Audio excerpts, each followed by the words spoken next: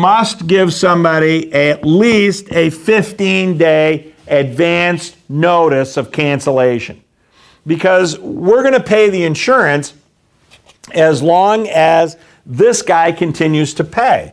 So let's say, you know, the first month goes around and is being done. We pay the $800, he pays the $200, and then the next month rolls around and his $200 was due on this month, and it's now the 15th of the month and we still don't have his $200. If he doesn't eventually come in with the $200, you can cancel the health insurance. No COBRA. Because why did you cancel the insurance? Non-payment of premium. And since you didn't, that's why it's not a COBRA. Doesn't mean it won't come in later. It just means right there's no COBRA. But for me to do this, I've got to send him a warning letter 15 days in advance before I take action. So if you're going to do your FMLA that way, meaning that you're going to give them the insurance and then cancel it for non-payment, you got to make sure that you're doing that warning letter before you do it. So there is a little difference, like we said, between FMLA and COBRA.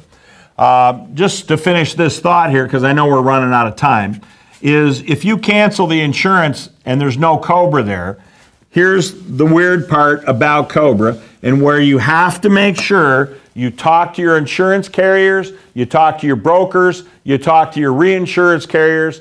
So if you're going to cancel, you need to make sure this is taken care of. You cancel the insurance, you do not offer COBRA because it was a non-payment of premium. Now what happens at the end of the 12 weeks, the guy says to you, I'm not coming back to work. Here is a COBRA event right there, and you're going to send a COBRA notice for 18 months. Well, what's the fundamental rule of COBRA? Jakes knows this after filming all of these things over these last couple of years. You got to be insured to be able to buy back the health plan under COBRA. Well, here you have a situation where the guy hasn't been insured under the plan for 2 months because during his FMLA period, you canceled for non-payment of premium. How the heck are we supposed to offer somebody COBRA when he's not even insured under the plan? Well, hey, IRS says you gotta. The FMLA rules say you gotta.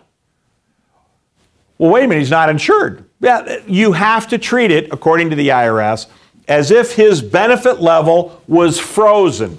If he was covered here, then that means he is technically covered right there. So you would offer COBRA from there. It is not retroactive back to the date he lost his insurance. The COBRA would run from here forward, which means they would have a break in their coverage of that 60-day window or a month. So if you are going to cancel, you got to do your homework, make sure everybody knows that you're still going to offer COBRA at that point. If you don't want to do the FMLA on the Health Insurance Administration that way, you could do it this way, as long as everybody agrees. That second month rolls around, he doesn't pay, you go to 1,000. You simply pay it for him.